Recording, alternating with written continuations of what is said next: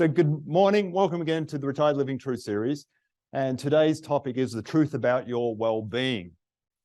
Do we all feel well this morning? Yes? Fantastic. That's the way we want to be. So I'm just curious. I hear rattling of chocolate papers. Yeah. Aren't they cute? We found these wonderful chocolates, compliments of all of our education partners. The brand, Godiva, is that correct? Yeah. Dark chocolate and milk chocolate. So if you don't like what you have, swap with the person beside you.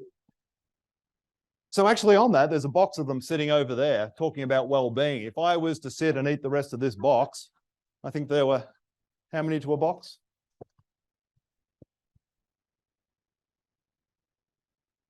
Somewhere it says on here, 14 servings per container, 3 pieces. What's that, 42 pieces? So how do you think I would feel if I ate the remaining 42 pieces in this box? What would that do to my well-being? Sick, yeah, I wouldn't feel well at all. But if I eat one, it's enjoyable. But I really like chocolate, so I have trouble stopping at 1. I'll eat 2 and 3 and 4, and then I'm not feeling so well. Yeah, so we need to prioritize, as the slide says, in terms of what we consume. So obviously there's our physical well-being, and then there's also our mental well-being. And I'm just curious, who works out regularly here? Who exercises? I see a number of hands. And keep your hand up if you feel different if you fail to exercise, say, for like a week. Are you kind of missing the exercise? The body feels different, don't feel as good as you would if you did exercise regularly? Yeah, so there's lots of things that impact our well-being.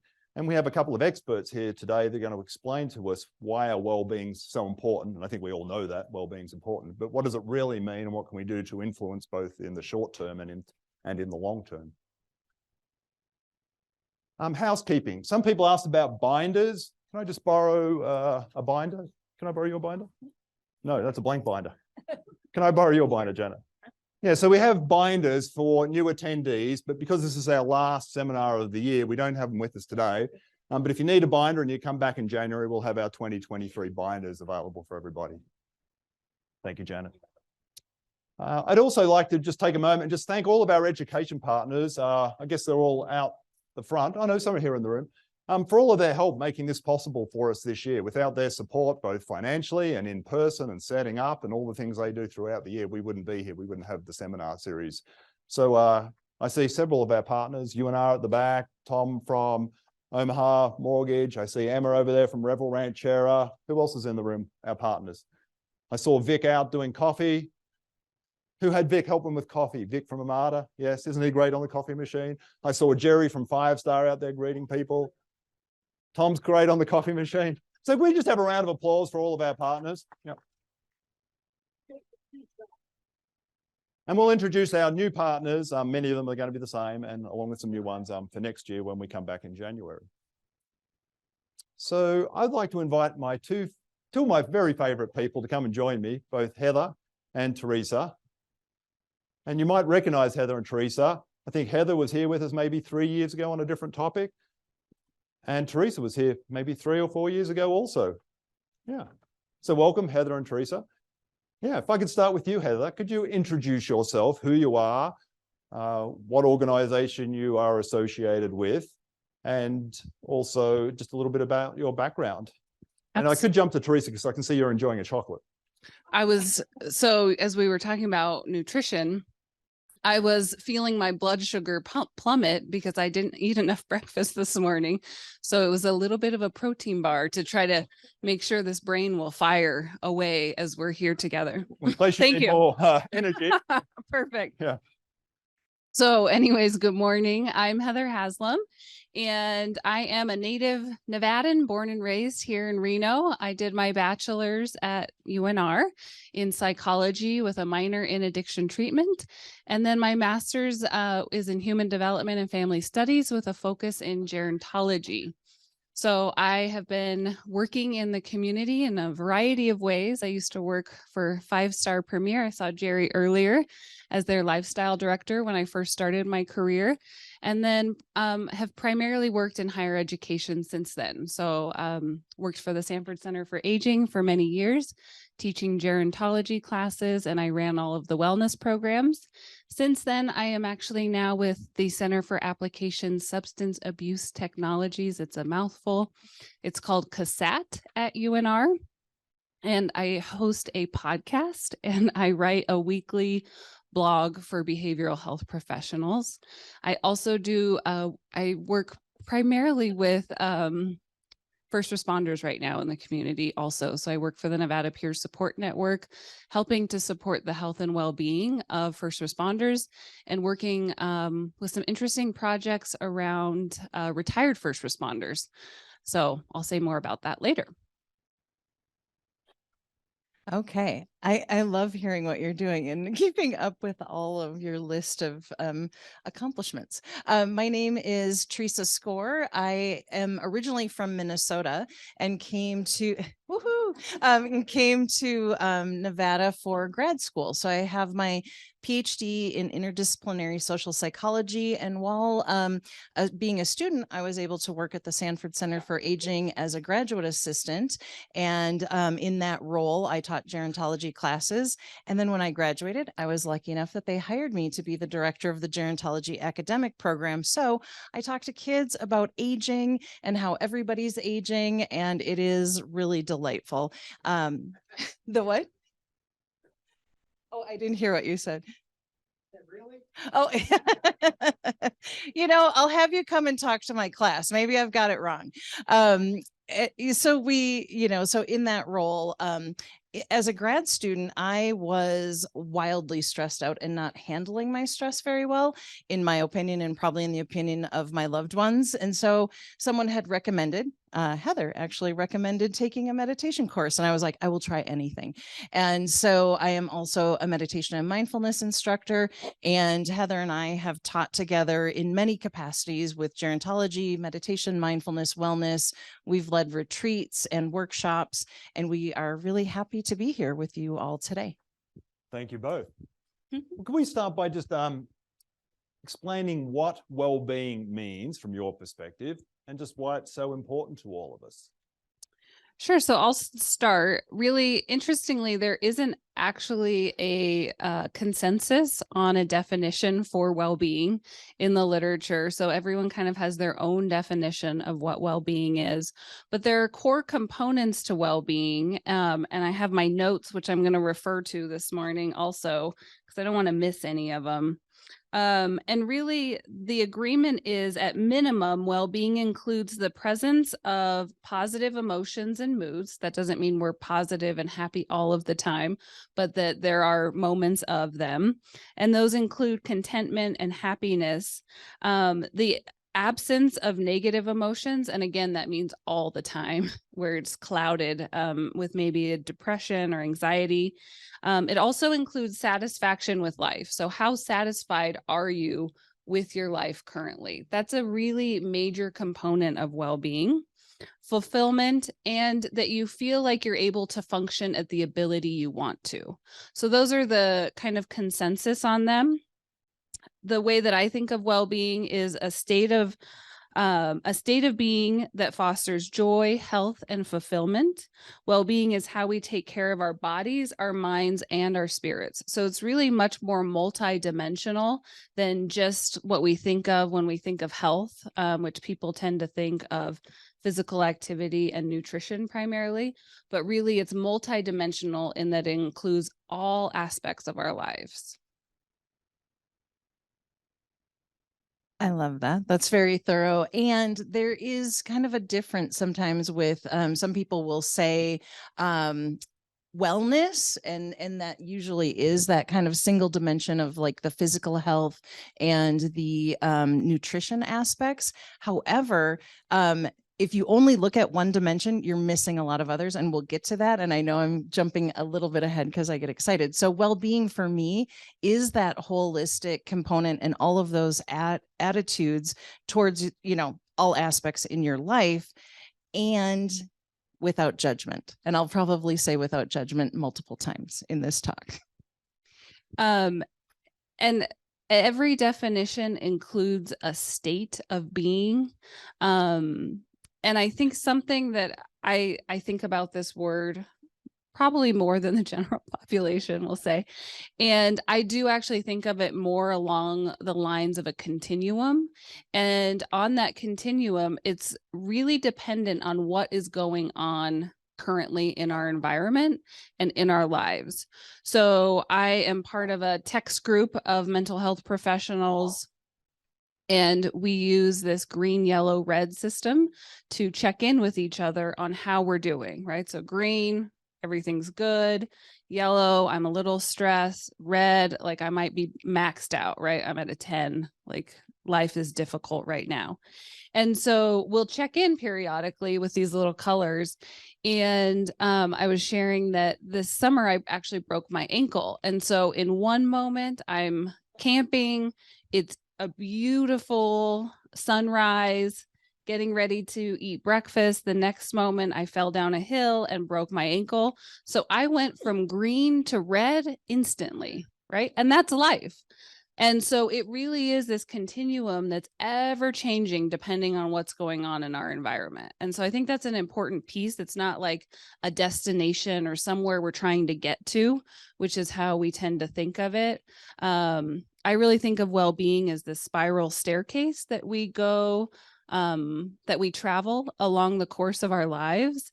And we're continually walking up that staircase in different dimensions. So we're going to look at different dimensions of wellness and what that means.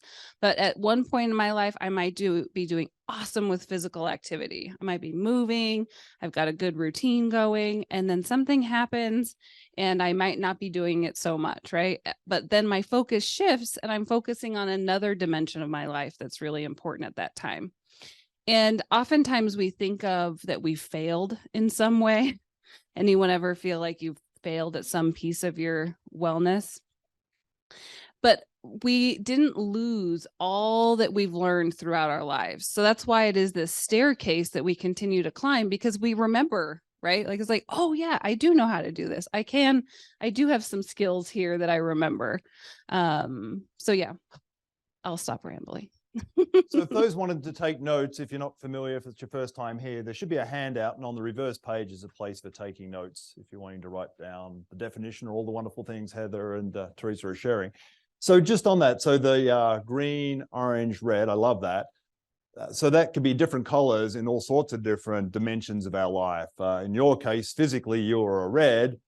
Probably mindset was probably red too at the time, but there might have been other elements that are somewhere orange or still green. Mm-hmm. Yeah. Absolutely. So I'm kind of picturing this big matrix of all these different dimensions, and am I red? Yeah. My husband taking care of me and, giving me a piggyback to the car was a green moment because, he's He helping loves me me. out. He loves me. And yes, the vast majority, the amount of pain, I was pretty red in that moment. Okay. And I would also say that having health insurance and having access to care, that is a green, and something that we might not think about. We might say like, oh, here's well-being and here are things to do. But if you aren't able to access them or, have that in your life, then that is a barrier. And we'll talk about that as well. So that'd be a good example in the stress column then. So if I didn't have health insurance, I'm going to be red under stress. But maybe I'm still green if I've got great health insurance and I know there's a doctor who's going to take care of me, perhaps. Exactly. Yeah. Okay. So what's the difference in between wellness and well-being? Are they one of the same, or is there a difference? You kind of touched on wellness, physical, and then maybe well-being. Yeah. Help us understand that. So with wellness, wellness is the term that's most utilized. You've probably heard it. I think it's overutilized and not well understood. Oftentimes when corporations or organizations are talking about their wellness program, they're actually talking about maybe their EAP program or their health insurance program. But really wellness, there's 6 dimensions of wellness that are described by the National Wellness Institute. And there's always one I forget. So it is a helpful framework for understanding the holistic nature of wellness. So that's really all of these different dimensions. So the first one is physical. right? So that includes our nutrition, how much nutrients are we getting in our diet? Fun fact, I think it's like 20% of the population actually gets the amount of nutrients that we need in order to be healthy. So a helpful rule of thumb is 5 to 7 servings of fruits and vegetables per day is extraordinarily helpful, like one of the easiest things that we can do. And I'm going to interject because I started tracking this because I was like, oh, I must be getting this. I was not. I mean, Minnesota girl, my plate was often beige, so just meat, potatoes. And so I started tracking and having like, oh my gosh, I am not getting fruits and vegetables in. How is this possible? So with that awareness, then I was able to say, okay, now I'm going to start adding more meals that have this vegetable component. So awareness is a big part of this as well. Yeah. Did I hear that statistic right? If I flipped around, 80% of people aren't eating Getting the 80%. amount of nutrients that we need. So we've got about 100 people in the room. Only Mhm. 20 people here have got an appropriate diet. Is that what we're saying? Really? Are getting the nutrients they need. Appropriate diet has a lot of judgment in Okay, it. So okay, there's a yeah. lot of nuance Okay, with yeah. nutrition. So I don't want to say that. Words have meaning, understood. Okay, but that's really interesting. I didn't realize, yeah, so many of us Yeah. need to have not be eating off a beige plate at dinner time. Yeah. A more colorful plate would be appropriate. I mean, it tastes good, but Tastes good, yeah.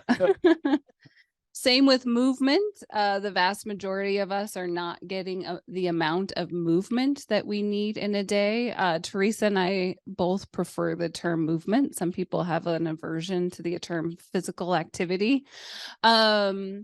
And really what we need to be doing is moving throughout our day. What we know is that 30 minutes of aerobic activity, at least 5 days a week, is ideal to be healthy.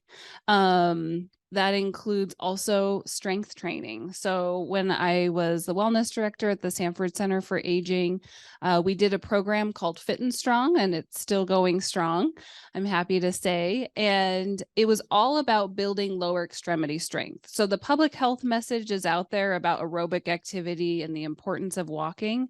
But especially for those who have maybe osteoarthritis, the importance of doing strength training at least 3 days a week is critical to your ability to move throughout your life. And that it's termed functional movement.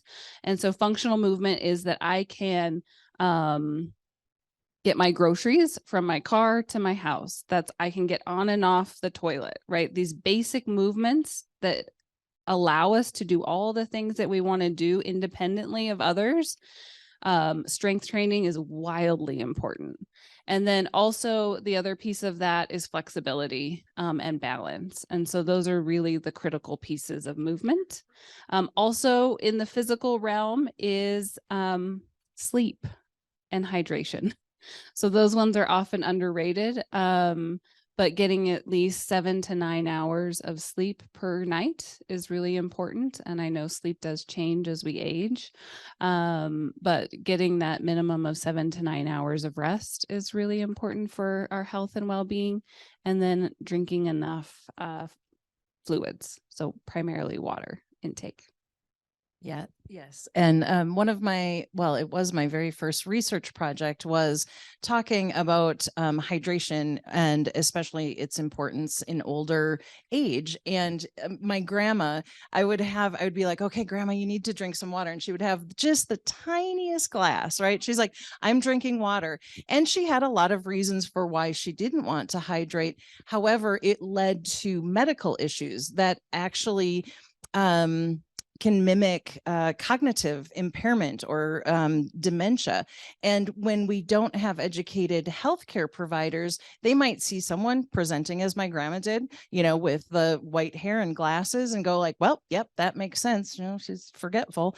And instead, when she was treated for her, they found out that she had a UTI and she was treated for that, then all of those symptoms had gone away. So hydration is very important. And if water's not your thing, white tea, green tea, lots of fruits and vegetables. There's great lists online, especially if you're trying to support someone with their hydration, like we do with my father-in-law.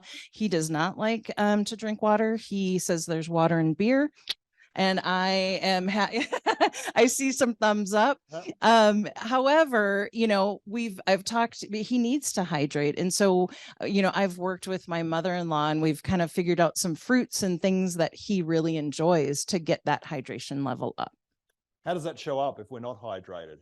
How do we feel? We know that we're not hydrating. I had my 6 cups of coffee this morning, so I think I'm should be good for the day. That is not hydrating; it's dehydrating. Unless it was decaf. Okay. Was it decaf? No. Okay. Then you're at a deficit. So how do I feel? Yeah. So, I mean, you could be agitated, confused. There can be like some fatigue. I know that I can feel when I'm dehydrated because I'm a little more lethargic, actually. How about you?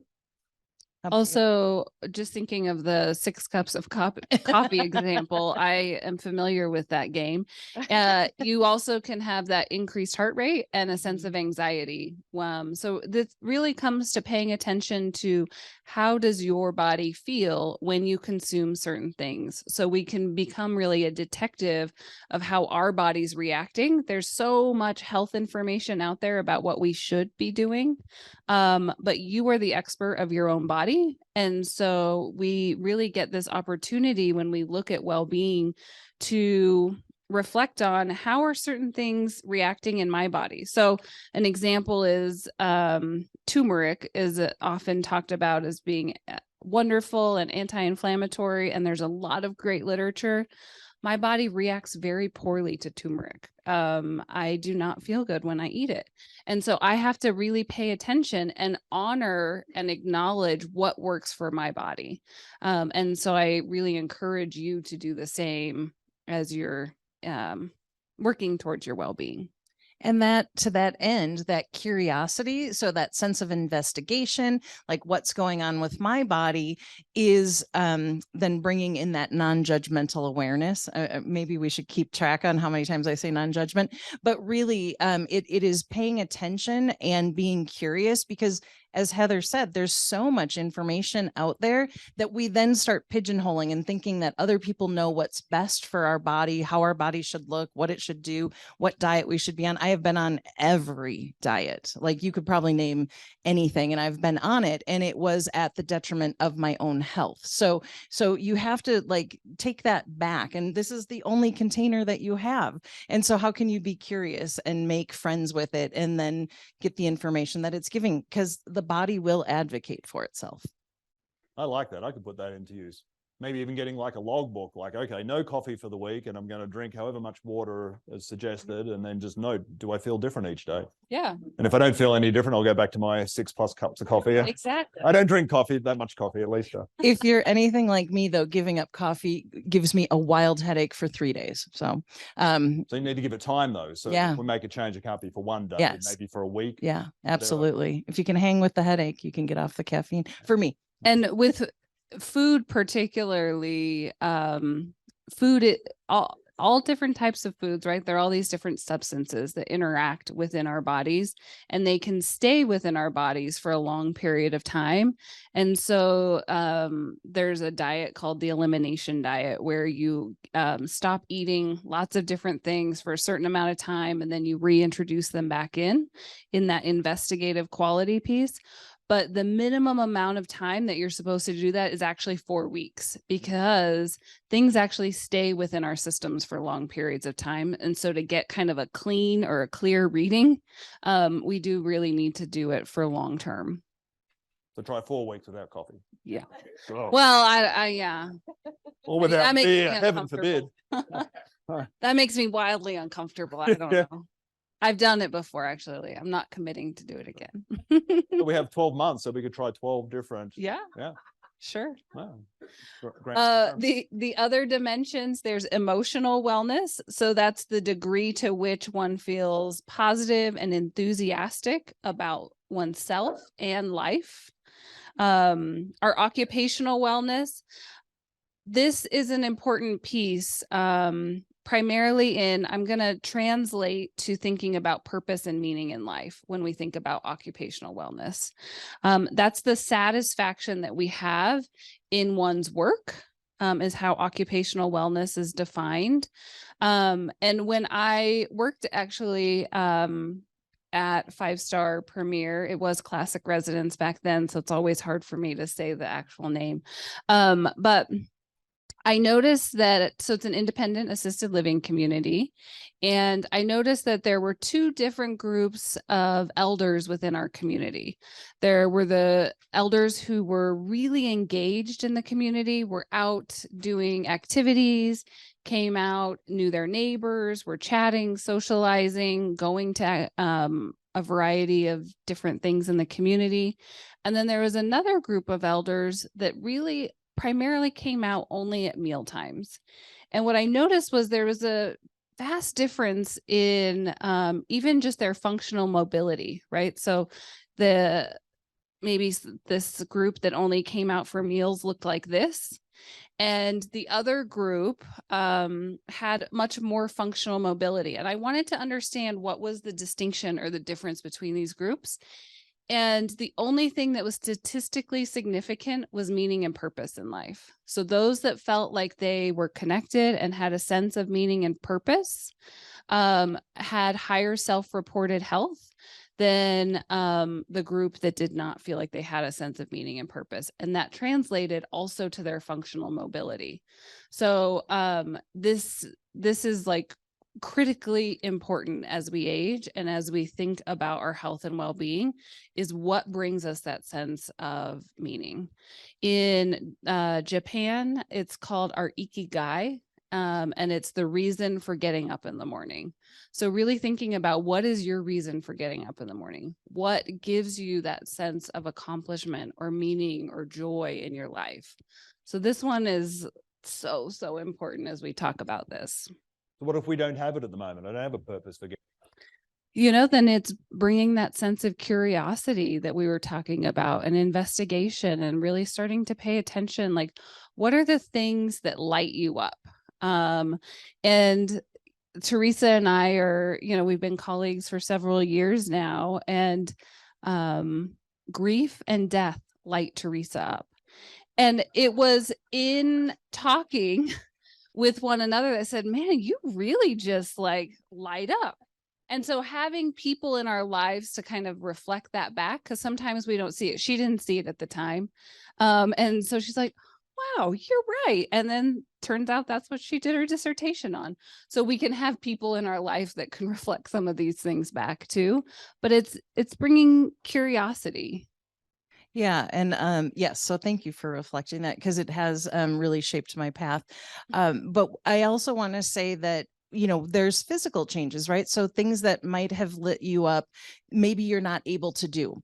My father-in-law, when he was retiring, he had a stroke and he was not able to do the fine motor skills working on his trucks, the things that he loved. He had this great classic truck.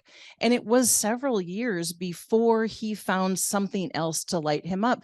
And it was a process and a transition of going like, okay, this is what I want to do.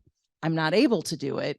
And where can I bridge that? So now he has, he got like a side-by-side general thing, and he has a great time, like going out with his buddies. He has someone else maintenance it, but he has fun. But it took him some time. So it might be like, well, I like to do this, and this is what lit me up.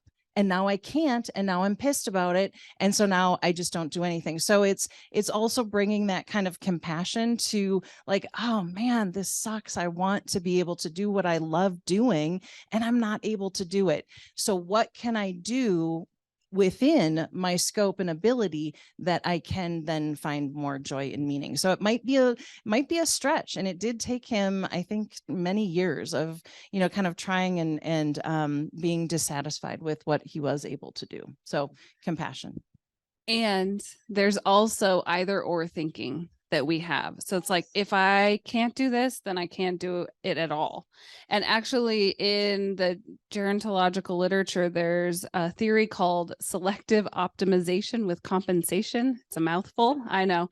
Did everyone write And it down? selective no, SOC. It's SOC. But basically, what it says is that we can still do the things that we want to do. We just might have to adjust the way that we do them. So Arthur Rubinstein is a famous example of this. And he wasn't able to play the piano at the same rate that he was able to do in his younger years. And so what he did was he adjusted the fast parts. Well, I'm going to get this wrong. He adjusted the slow and the fast parts to be his speed. And the trained ear couldn't actually tell the difference. So he was still doing it. He just adjusted the way that he was doing it and compensated for it. So you can still like consider doing the things that you want to do. It's just, you might have to change the way that we do them too, versus just like, anyone ever say I'm too old to do that? I will jump right on my soapbox if I hear that. Sometimes we're too deconditioned to do the things that we want to do. Sometimes we need to adjust the way we want to do them. And sometimes we just need to find new fun things also. But with all of those, it sounds like we need to be purposeful about it. We can't just sit here, okay, I can't do it anymore. Something will come along that'll get me all jazzed up about life. That's not going to happen. I need to go out and ask myself questions, get input from other people, and purposely find my new purpose. Mhm. Is that correct from what Yeah. I'm hearing you saying? Okay. Absolutely. The other piece is social wellness. And so that's connecting with other human beings. There's a wonderful book called Together by Vivek Murthy. He was our 19th Surgeon General and is now, I believe, our 21st Surgeon General. He's came back around. And when he first started his tenure, he thought that he would be focusing on major chronic diseases, heart disease, diabetes. And he toured the United States. And what he found, and this is an important piece, is that this is pre-pandemic, that we are living in a culture of loneliness and isolation. And his whole book is about the health consequences of that. So there are really serious health consequences for being isolated and a sense of not belonging. So as humans, we need to have that sense of belonging. It's part of core, that well-being piece.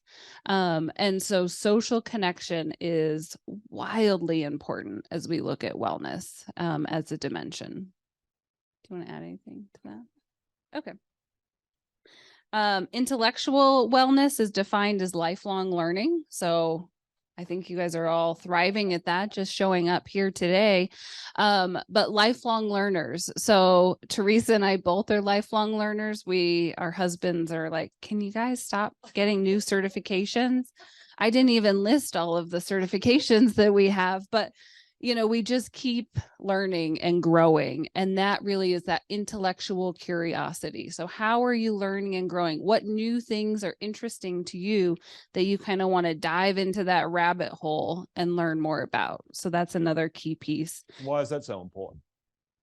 Well, several reasons. One is it keeps our brains active. So it's really mental training and mental exercise that we're keeping our brains active. But I would argue it also contributes. They're all interconnected too, right? Like that's going to impact maybe that meaning and purpose. It might also impact our social wellness if we're getting out and going to something like this, or like the Osher Lifelong Learning Institute, and meeting new people. So it's contributing to really all of those dimensions. Maybe if you're looking into nutrition, then that's impacting your physical wellness. So they're really all connected there. And then the last dimension is spiritual, and that recognizes really that there is something larger than us. And that's going to look different for every one of us. It's likely that we have some folks in here who really find a sense of meaning and purpose and belonging from their church community. Others, maybe it's going out in nature. And really it's up to each one of us to define what that spiritual well-being piece is, but it's that we're connected with something bigger than just I, me, myself. Yeah. And I mean, for me, sitting by the ocean, there's something like calming, yes, and beautiful, yes, but also humbling for me. So I know that that ocean has been going long before I was here, and it will continue long after I'm gone. And so there's something about that, awareness of my own kind of mortality or, this precious life, right? And I don't know how long I have. And so that gives me that sense of like, oh, okay, like how can I make the most out of this day? Thank you. So you said there were 6. Who's the good note taker in here? We started with physical. What was the second one? Emotional. Third one? Occupational. So a lot of us are retired. I wish I was retired. Occupational. So what if we're retired? What does that mean for being retired? We're not going to a job. So that really is that meaning and purpose piece. Meaning and purpose. And so maybe that looks like volunteering, if that's interesting, and maybe it's caregiving and you're caring for loved ones, little people, bigger people, whomever in your life. Maybe it's a second career where you always wanted to, in my well, it'll probably be my like 7th career, but, but I would love to work at a floral shop or at a coffee shop. Like, I just want to make coffee someday. That sounds fantastic. And so it's going to look different for each one of us, but finding that meaning and purpose is really what that occupational wellness distills down to. And that could be learning, did that. becoming more educated in an area. That Mhm. you're saying, I'm thinking of my father-in-law. He decided in his 60s to learn another language. Yeah. And every day he would focus on, learning more of that language and speaking it. So Yeah. And I guess the interesting piece there is like, what was meaningful about that to him? Is he learning it for the intellectual wellness and the intellectual curiosity of using the brain, or was there some deeper meaning and purpose to that specific language? So there's a lot of nuance within all of us. Wellness, the way that I think it's used in our society is a checkbox, like, yep, I'm doing that. Sure, got that. But there's a lot of gray and there's a lot of nuance as we talk about all of these different dimensions. So that was occupational. The fourth one, social. Thank you. 5th one, intellectual. Obviously, I'm having some intellectual challenges remembering the 6. And the 6th one, which I should now remember, is spiritual. Yeah, thank you. Okay, excellent. So what are some of the barriers that getting in our way that keep us in red and across a lot of those dimensions? Because obviously, ideally, which would be impossible all the time, would be to be green in all of those. Maybe that's a good exercise against each of those. Where am I today? Am I, green, orange, or red?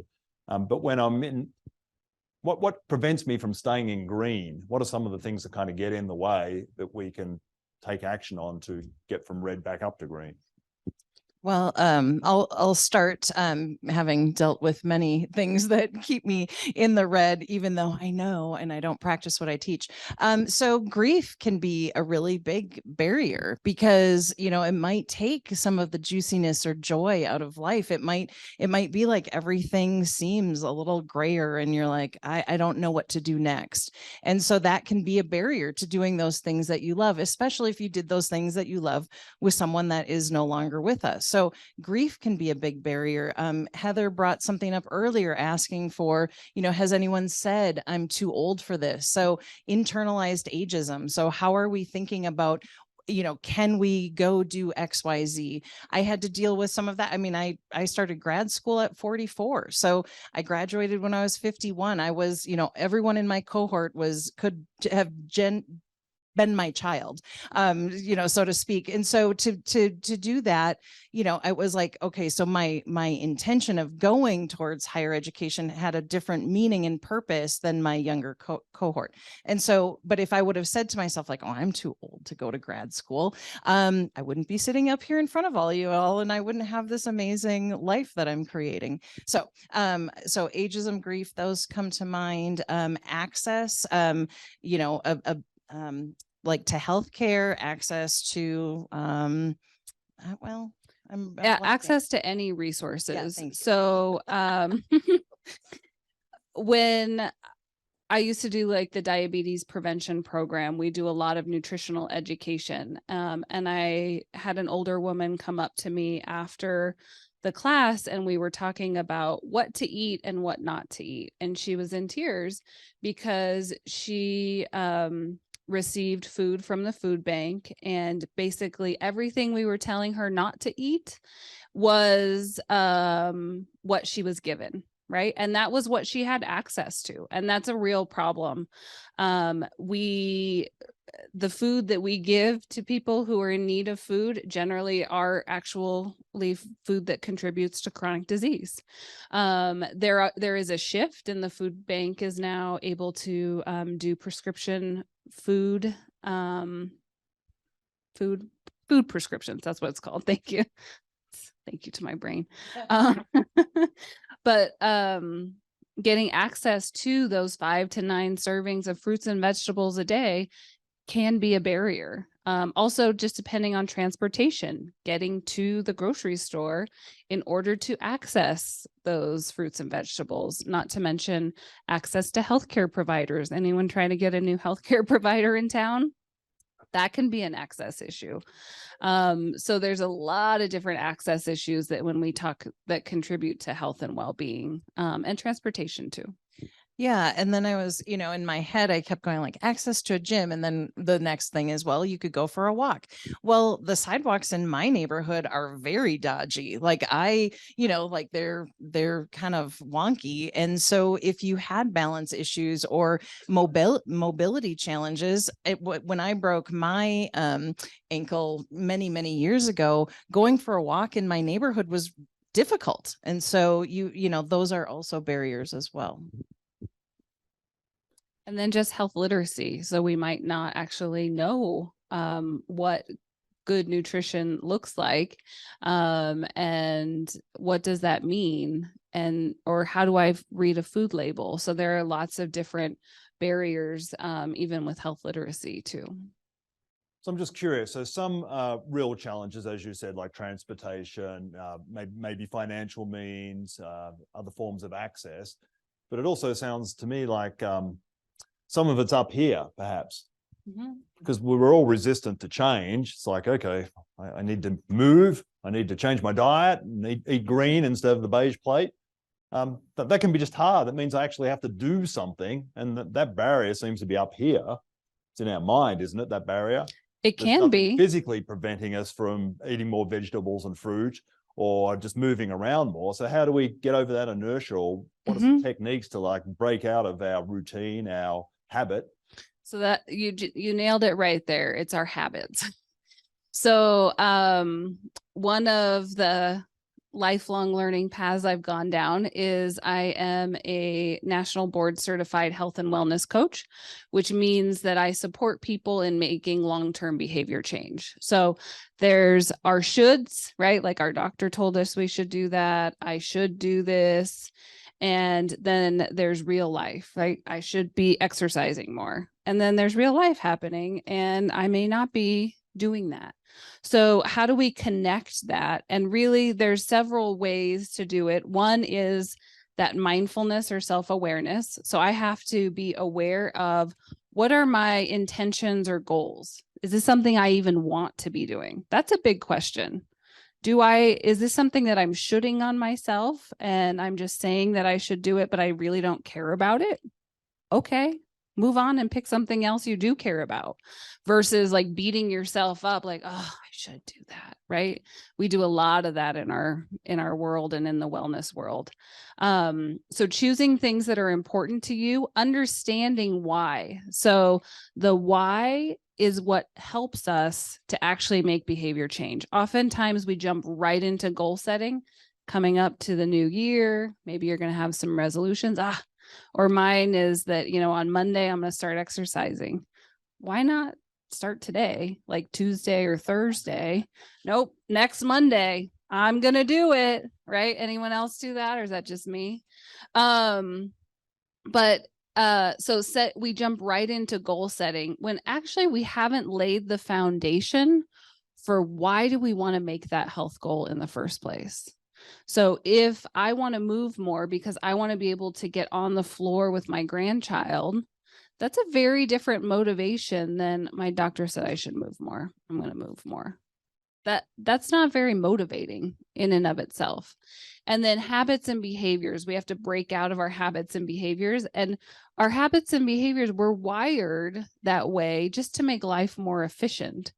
So it really takes that purposeful, intentional, like, okay, I'm going to start doing this and having a plan in order to do it. And that plan needs to be something that you can actually picture yourself doing. Because if you can't picture yourself doing it or it feels too big, that's when it often becomes overwhelming. Well, and so for me, love this topic. We could share stories for days. So for me, what I just wanted to say about starting is that I would often be like, well, if I can't do a, XYZ workout, because before grad school, oh my gosh, best shape of my life. I worked out like 3-4 times a day, sometimes twice a day. It was awesome. And then grad school happened, stress happened. And so then I started focusing on a different dimension of wellness, which was my, cognitive and meaning and purpose. So like I was like up here and not in my body. And so I gained a lot of weight. And so then there was like, oh my gosh, like I've gained all this weight, but I've also done a lot of work on like body acceptance and not wanting to diet. And I could go down that road for days.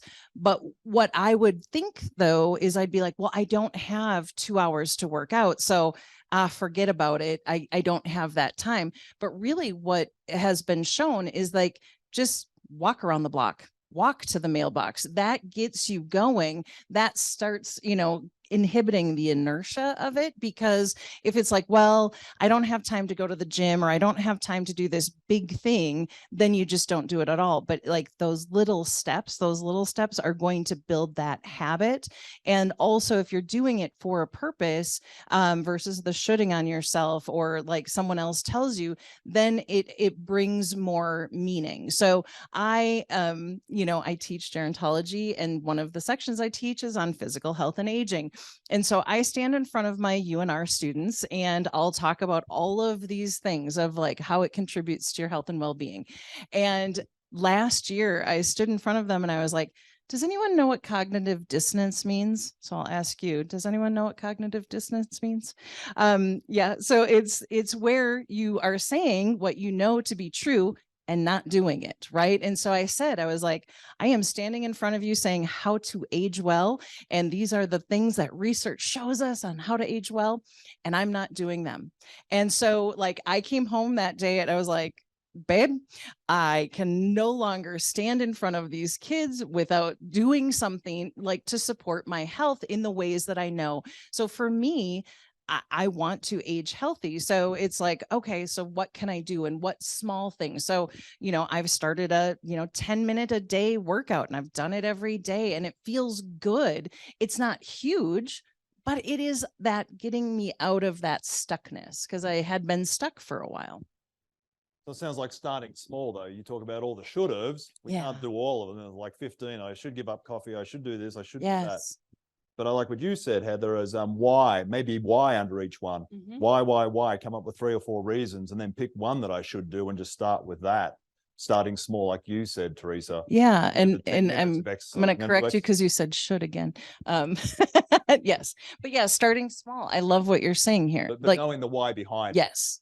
Yeah. And the picking the one is really important, 1 or 2. So when I'm working with a health coaching client, I we don't work on multiple dimensions of wellness at one time.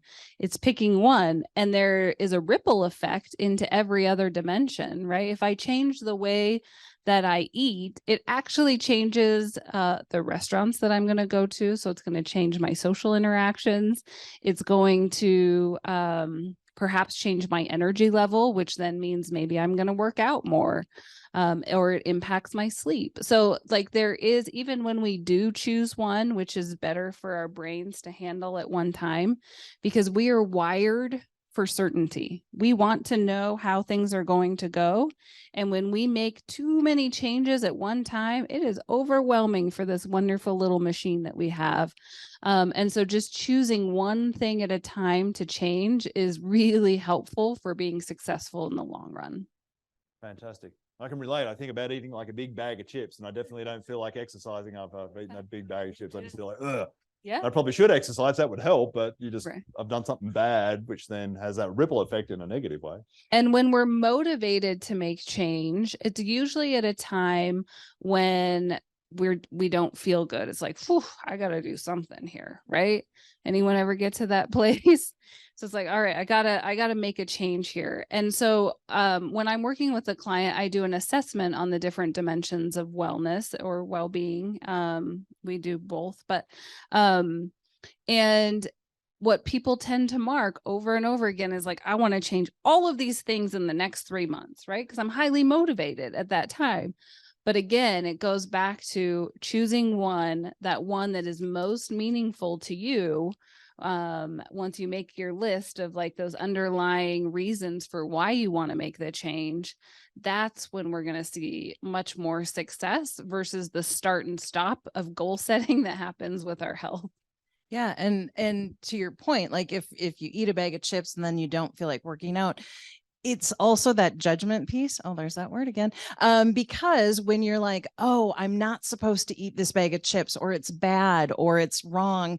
Well, then what does that do? That takes you down the spiral staircase to judgment. And like, what I want to do when I'm feeling bad is reach for the chips, reach for the chocolate for sure, because then it's that temporary fix versus that kind of bigger term thing. So if you can say, I want to make this one change because these are the reasons why. And then if you have a day that you have a beige plate or you eat a bag of chocolates and you don't go into judgment, then you're not going to get stuck in that cycle. Because as soon as you do, like, oh, well, I missed today. I mean, I don't know how many times I've been like, well, I had a cookie, so now I might as well eat the whole thing. And, because I've already failed and I've already messed up. So why not keep it going? Which then ends up, I feel like crap. If I fail, I'm going to fail big. Yeah, exactly. Yeah, exactly. I mean, Not good. go big or go home, right? Yeah. Another interesting piece in the world of changing behavior, I think we should share Gretchen Rubin's stuff. Oh, yeah. So Gretchen Rubin is an author who wrote a book called The Happiness Project. It's actually a great book. She, throughout a year, did things that were supposed to make people happy. And she wrote this book, and then she started getting feedback like, well, how did you do this? Like, how did you just say, I'm going to go to yoga and just do it? And so she started thinking about this, like, what is happening here? So she did an informal poll, and the responses that she got, she was able to categorize them into 4 categories of how people respond to inner and outer expectation. So this isn't like how you are as a person, but it's just inner and outer expectation. And what she came up with was, there's obligers. I'm an obliger, and that means that I respond more to outer expectations than my own internal expectations. If I say, oh, I'm going to go to the gym, and then my husband's like, oh, really? I wanted to hang out and play cards. I would hang out and play cards because, that's an outer thing. So that's an obliger. And then there is an upholder, which they respond easily to inner and outer expectation, but they can get burnt out because I think that they're the only ones that are going to get anything done. And then there is the questioner. So questioners are like, well, I'll do it, but if it makes sense. So you might know people in your life that you're like, hey, can you do this? And they come up with like 5 different questions. And you're like, can you just take out the garbage without like having this whole discussion? But they want to understand like what it means for them. And then there's Rebels. I'm married to a rebel, and their tagline is, "You can't tell me what to do, and neither can I." So when you have this framework, you can understand like, oh, I want to change something. I want to change this one thing, and these are my reasons why. But if you understand like the framework of how you're responding, then you can work with that. A good example is my husband, when we had 2 older dogs, and he's like, I think they should go for walks twice a day. As an obliger, I hear that and I'm like, my God, I don't know, when am I going to get 2 dog walks in the day, and da da da da da. And then finally, because I had this framework, I stopped and I said, okay, babe, like, are you saying that I need to take the dogs for a walk twice a day? And he's like, no, there are dogs. So he didn't even, it didn't even register for him. Obligers make up 51%, kind of like of the people. And we as obligers think that we can't say no. So now I'm working on saying no, which is also part of well-being. So Well, and the way that I think it's also helpful in the context of behavior change is an obliger needs an accountability partner as they're making change. So that's the person who needs a buddy to walk with, or needs a friend to check in and say, hey, how's that goal going? Right? Most of the people that would hire me as a health and wellness coach are obligers, right? Because I am their accountability partner and they don't have someone in their life that's able to do that. The questioner, which is what I am, I need to understand the reason behind why. I need to understand the science. So if I'm going to make a change, I'm going to go and research all that I can about that particular topic so that I can understand the why. And then I'm much more likely to go out and just do it. And so that's a helpful piece for me to understand about myself. The rebels are the people who a doctor tells them to do it and they're like, screw you. I work with firefighters now, so it's really hard for me not to swear. But so I'm like self-monitoring. But so it's like, no, I am not going to do that. Or if you have a rebel spouse, I also have a rebel spouse. If I tell him what to do, no, sir, that's not going to happen. But they also have a hard time telling themselves what to do. So they need freedom and choice. So it's really, okay, here's some options, and then they choose what they're going to do. And you got to let them go down that road. And then the upholders are really much more simple because that's, maybe a doctor tells them you need to go exercise more. They're like, okay, great. I go out and exercise more. They're the smallest percentage of the population. It'd be super cool to be an upholder, but as Teresa mentioned, they really can experience burnout because they feel like they're the only ones that can really hold the entire world up. So that model or the book, what was it called again? It's called The 4 Tendencies, and there's a free online quiz. So if you're curious, if nothing in our description hit home of like, oh yeah, I think that's what I am, you can take the quiz. And it's just a fun framework. It's been really helpful in my communication with my rebel husband, in supporting my own health and well-being by having buddies. Did someone write that down for me, Alexa or Annette? I want my team to go take that. As you guys were describing, I'm putting people in buckets. I got my 4 buckets. Yeah. It's like, oh, you're in there, you're in that. And you can have some overlap. So I'm a questioner rebel. So rebel is my second. But if you tell me I can't do something, by golly, I will show you wrong. And which is sometimes a good thing and sometimes not as helpful as you might think. And so what happens with obligers is they'll go into obliger rebellion. So it's like, yes, yes, yes, yes, until it is heck no. And I'm using heck, not my usual favorite word, but because you get to that burnout stage. Thank you. Any other tools that we should be aware of to support our well-being, or maybe even specific actions we could all take away to increase our sense of well-being? So mindfulness is the work that we teach probably the most. And in my opinion, as far as behavior change goes, mindfulness is the foundation for changing health behaviors, because without awareness of where we currently are, those habits, those routines, how we feel, it is really challenging to make change. And so practicing mindful awareness, which mindfulness, how many mindfulness practitioners do we have? We're Okay. a bunch of overachievers, I can tell. Where do we go? How do we, So mindfulness is paying attention on purpose in the present moment, non-judgmentally, right? There's that non-judgmental piece. The way that I will often describe it is it's mental training. So we talked about physical training for your body, but it's actually training these wily minds of ours. So the best way to actually understand it is to practice it. And I know Teresa is really excited to walk us through a practice. I am. Well, and I do want to say that one of the most common things that people say when they hear mindfulness or meditation, they're like, I can't sit still. My brain's too busy.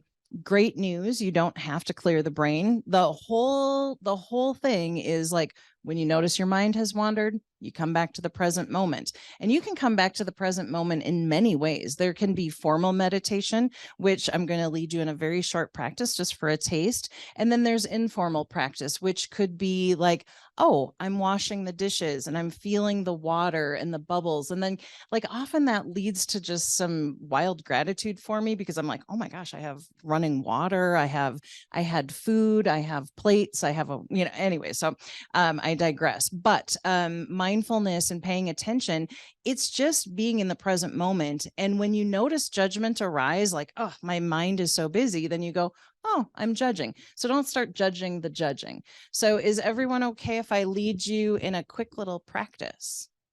sure. Okay. Want me to be seated or can I You stand? can be wherever, yeah, any position that you want. So finding a position that feels supportive, where you can be at ease yet alert. You can close the eyes if you feel comfortable, or just lower the gaze. There's nothing magical about that, but it just helps focus the attention inward. So what I'd like you to do is just feel where you're making contact with the surface that you're on. And if you're standing, you can wander the attention down to the feet making contact with the floor. So just noticing any sensations. There might be a sense of heat or coolness, maybe pulsing, tingling. Maybe there's some tension or tightness.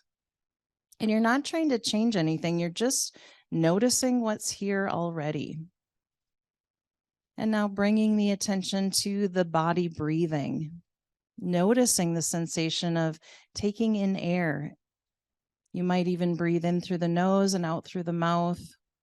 This isn't how we normally breathe, but it does tell the body that you're safe in this moment. So taking a couple of mindful breaths, breathing in through the nose and out through the mouth.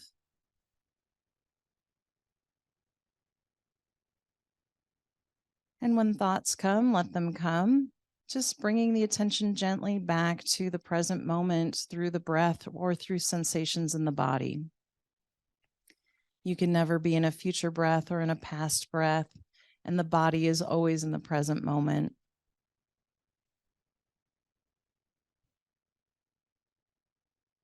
And as you feel ready, maybe wiggling the fingers and toes or taking a stretch and opening the eyes if they've been closed. So I'm curious if anyone's willing to share how that brief practice was for them.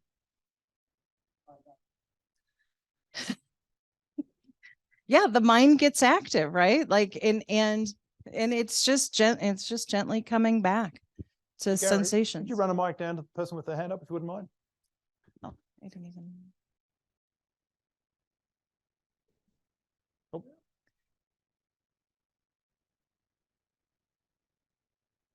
While I was in my mindfulness state, I was extremely worried that my husband was going to start snoring.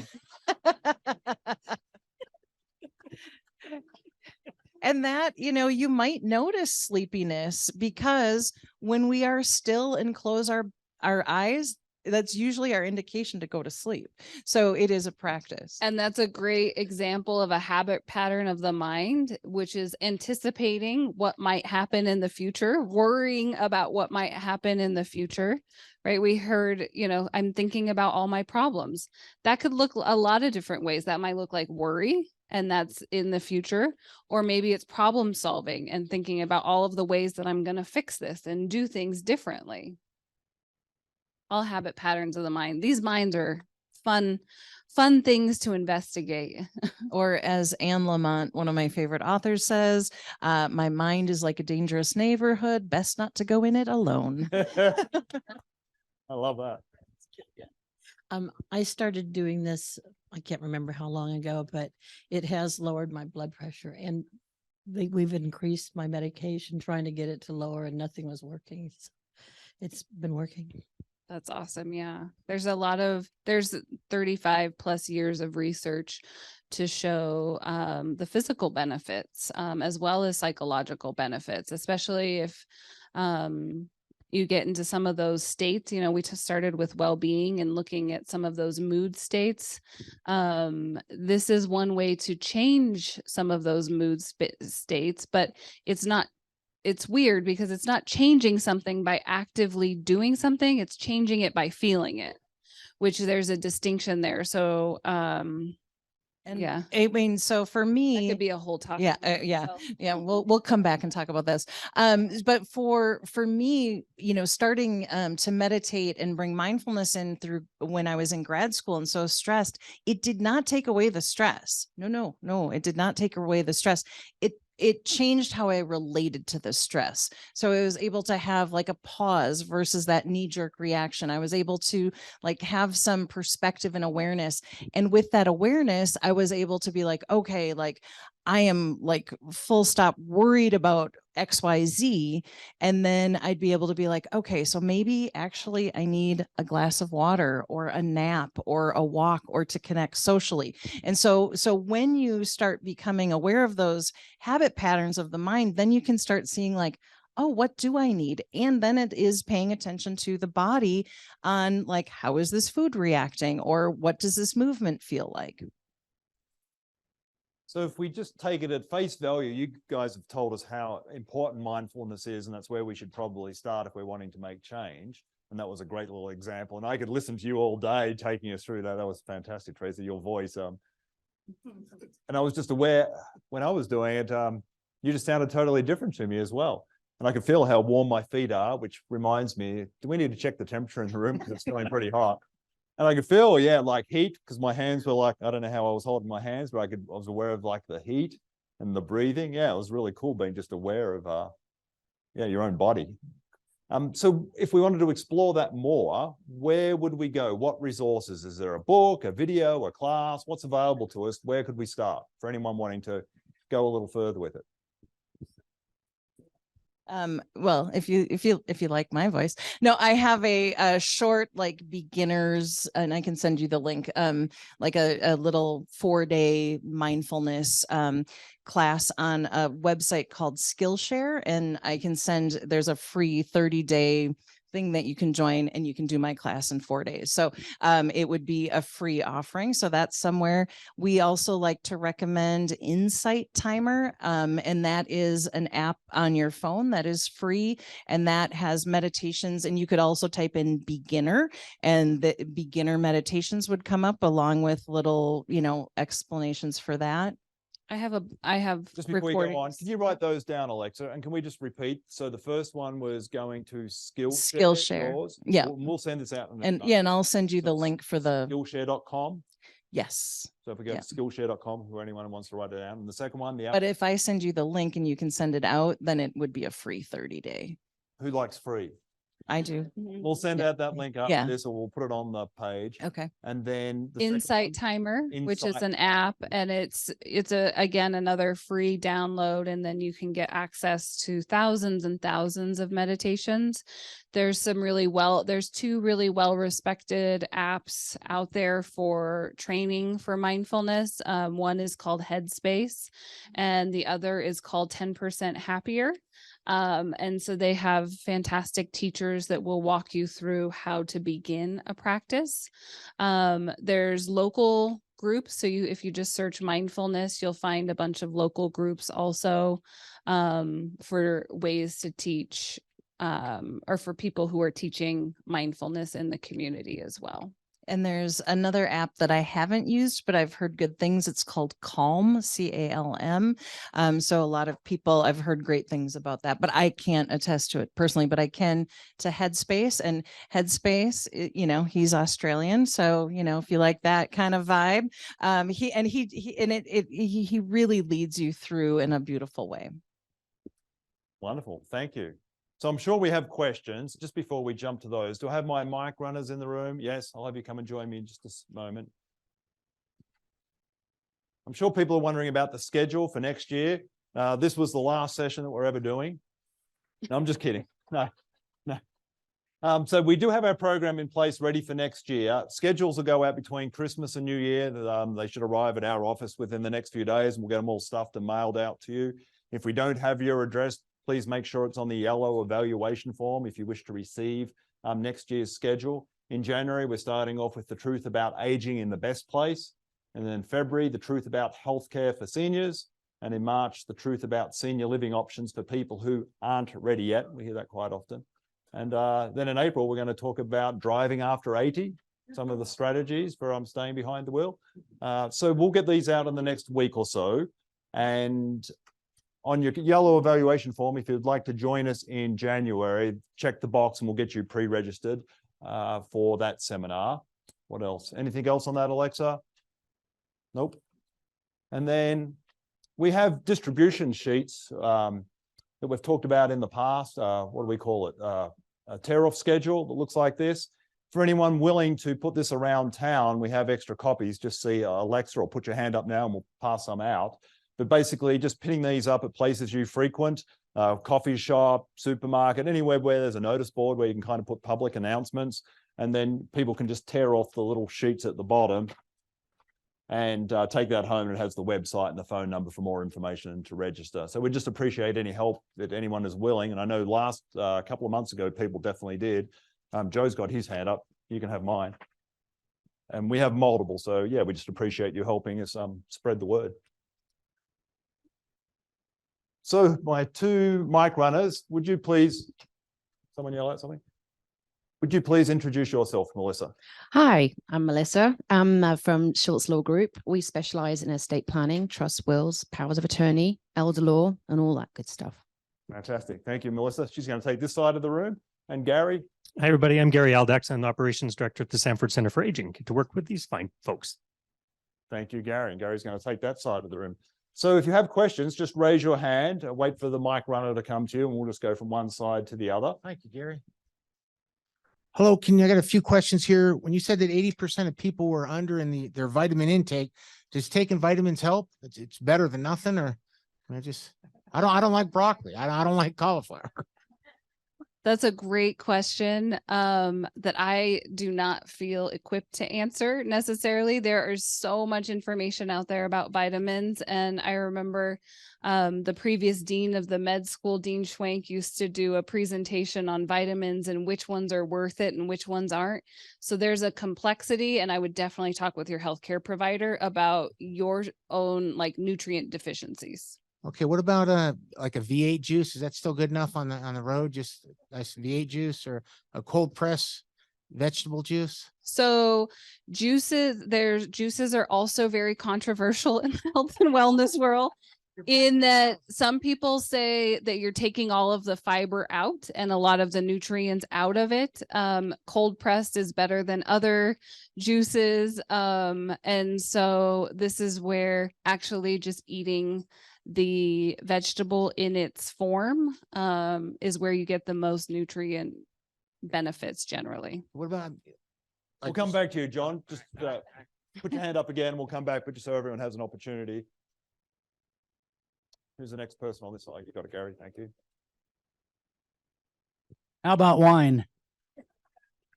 I want to hear something good. Okay, This is going to be a good answer. So Don't cut me off my wine. So here's the lowdown on what on wine in this context is the National Geographic's partnered with the University of Minnesota to look at places where there's high pockets of centenarians, people that live to be over 100 years of age and older. And there were 9 common denominators among these, what they're called blue zones. So you may have heard of blue zones. And one of those 9 common denominators is actually wine at 5. So the kicker is, it is generally, it's recommended that you're doing it in the context, well, within these societies, it's done in the context of socializing. So it's done with other people. And it's 1 to 2 glasses of wine per day, 1 to 2 per day. So it's not the bottle. In these, so the red with polyphenols is like the best health composition of wine. And I mean, if you look at wines in California and how they're produced, there's a lot of additives. So you could go down some serious rabbit holes with wine if you want to. But in general, 1 to 2 glasses per day, you can't save it up for all on the weekend. Is what's recommended for Not a health. bottle on your own at night. Yeah. With other people. Yeah. Well, it depends on how big your glass is, because when I used to drink wine, I had big glasses and it could fit a half a bottle. So I would have 2 glasses. I mean, it was fine. But this is also where you need to listen to your body, because after 45, I can't drink red wine, and it breaks my heart because I loved it so much. But I had to listen to my body, because my body was like, no can do, lady. So no red wine for me. Polyphenols, no, well, that's a whole, it's there's again a lot of complexity there, but polyphenols in the red wine is what actually is the helpful health benefit. No.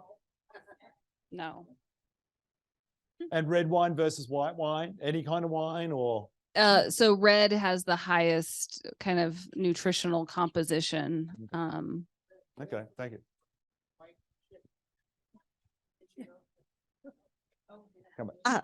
Well, you can drink wine without sulfites and probably be okay with that, but they're hard to find. But anyway, my question is, you mentioned a quiz. I don't know if it was Gretchen Rubin.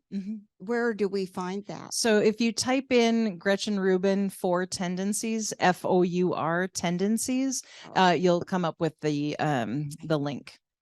Okay. We have that, Alexa, Gretchen Rubin, 4 tendencies. Thank you. Sorry, go on. Also, pre-pandemic, I looked several times and studied the website Sanford School and Center. And so would you tell us a little bit about what we can do there?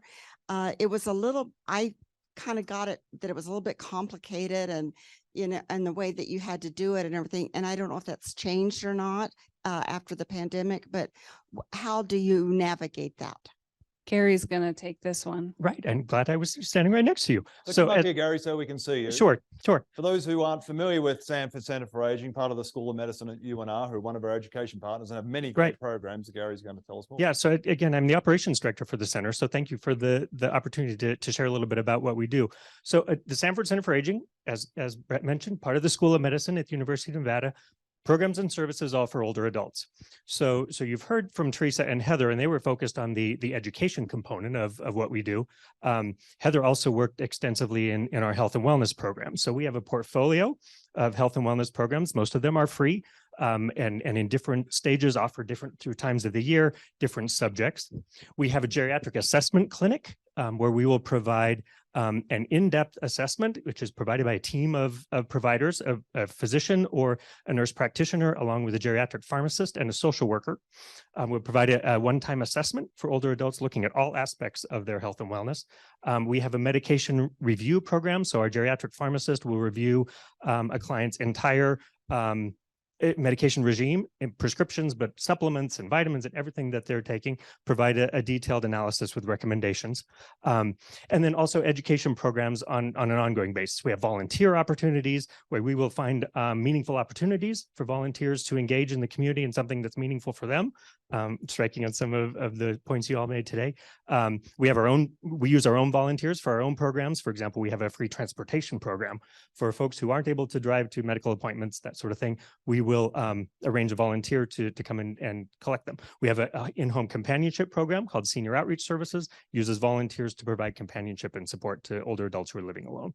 So that's a real high level overview, lots and lots of details on our website. Or I can get you more detailed information too if we want to see each other afterwards. And Gary, do we have some brochures, We flyers do. outside? Yep, there's a flyer out there. It's got our website on the bottom and our telephone number. You can call us anytime too. And also on your handout at the very bottom on the front page, I'm pretty sure we put the website for, med.unr.edu/aging. That's it. That is the Sanford Center website. So if you can run the mic to the next hands. I'm not sure who had, maybe Joe there. You know, I've collected, is this on? Yeah. I've collected a lot of literature from Sanford. And I haven't the faintest damn idea how to get there. So it is difficult to find us at UNR, but the good news is there's very little of what we do that you have to come to us to do. We deliver our services out in the community or remotely or that sort of thing too. But I can get you a detailed map if you really want to come visit us. It is difficult to find up on the UNR campus. For sure. Any hands on this side of the room? This side's really quiet. Is that because I'm standing here? No. No?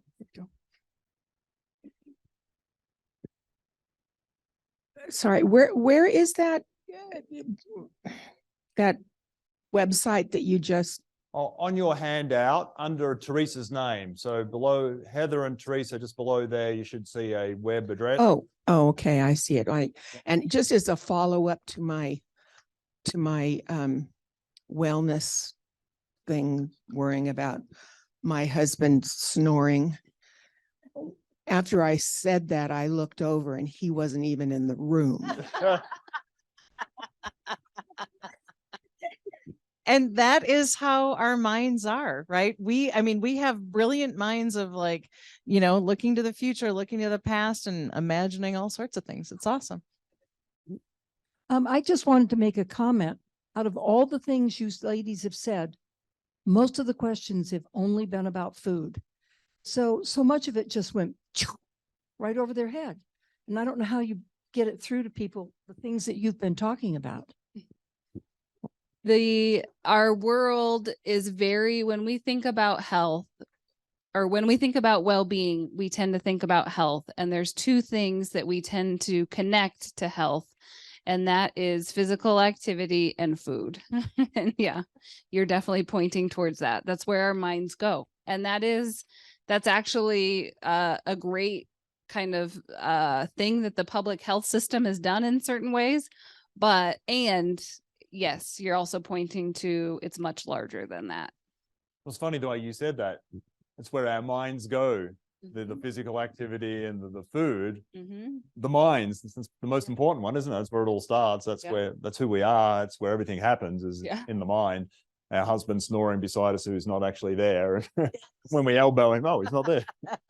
Yep. That's why mental training, mindfulness training is kind of that foundation that we recommend. But we're super biased when it comes to it. Yeah. So. As I say, all roads lead to mindfulness. You talk to me about anything and I'll find a way to bring it back to mindfulness.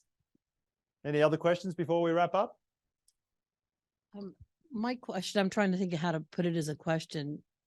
Before I retired, I thought I had an idea about how things would just progress in my life. And I'm kind of surprised that or maybe I'm reading it wrong, but there seems to be maybe it's kind of a competitiveness of well-being. Like you're this age and you should be able to do this. My mother does this and you're not able, it's kind of a judgment thing. Because at different ages, we seem to all be in different places. And I never noticed that before retirement. I thought of everybody in their 50s about the same level of activity and And the same with 50s probably.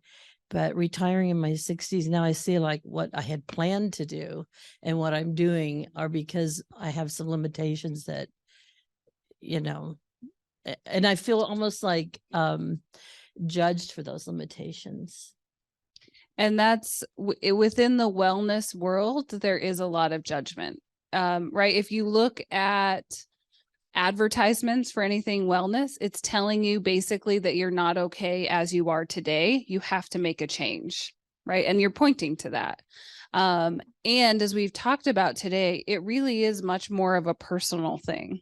So there's judgment on the outside world, but then it's also how can we befriend ourselves and really become our own best friend is how I think more along the lines of well-being. So I'm glad you pointed that out today. And there is a lot of comparing and striving in our world. And we do that comparing just to make ourselves feel better sometimes too, right? Like, oh, that person has it worse than I do, or I should go do that. And so there's a lot within all of that. And I would say too that you're pointing to our culture celebrates youth and all things that come with it. So there's like an ageist thing when we do the like, well, I'm still as productive as I was in my XYZ years. And so then that's like, oh, I'm okay because I'm still, I'm still able to act as if I'm in my 30s or 40s or whatever. And so there's also that like where we put our attention, like and what we celebrate. And different life stages, we have a picture in our mind. I can think about when I first became a mother, I had a picture in my mind on what that was going to look like, how I would feel, what that optimal thing was. And becoming a mother was very different. And the mom that I am is very different from the mom that I thought I was going to be. Right. So I had to kind of rectify that and befriend how I am a mom. And that's different from how my mom mothered and a variety of things. But I think it's similar as you go through these different life stages, that human development aspect, like it's as an elder, like who do you want to be? How do you want to be in the world? What do you want to contribute?